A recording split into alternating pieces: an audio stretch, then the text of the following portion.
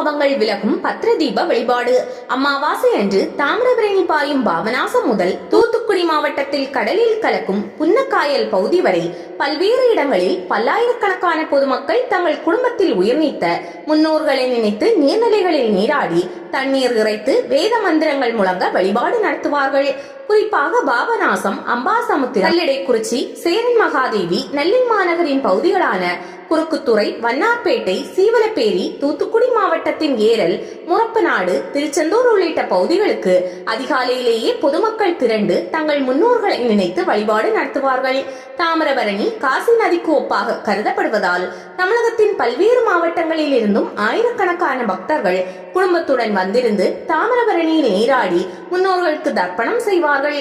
இதேபோல் தென்காசி மாவட்டம் குற்றாலம் மெயின் அருவியில் புனித நீராடி அருவிக்கரை பகுதியில் வரிசையாக அமர்ந்திருந்து அர்ச்சகர்கள் முன்னிலையில் எள்ளையும் தண்ணீரையும் ஆற்றில் விட்டு தங்கள் முன்னோர்களுக்கு தர்ப்பணம் கொடுப்பார்கள்.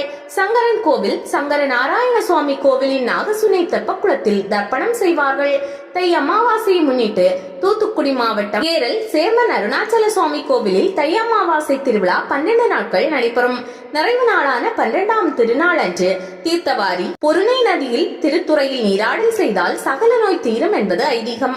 அதனைத் தொடர்ந்து அன்னதானமும் ஆளிலை சயன அலங்காரமும் அதன் பின்னர் ஊஞ்சல் சேவையும் நடைபெறும். தை அமாவாசை தினத்தன்று நெல்லையப்பர் கோவிலில் ஆண்டுதோறும் பத்திர தீபம் நடைபெறுகிறது. இதில் 10,000 விளக்குகள் ஏற்றப்படும். 6 ஆண்டுகளுக்கு ஒரு முறை தை அமாவாசை என்று லட்ச தீபம் ஏற்றப்படுகிறது. பத்திர தீபம் மற்றும் லட்ச தீப திருவிழாக்களின் போது மணி மண்டபத்தில் தங்க விளக்கு, 2 வெள்ளி விளக்குகள் மற்றும் அவற்றை சுற்றி 8 தீபங்களை வைத்து பூஜை நடைபெறுகிறது.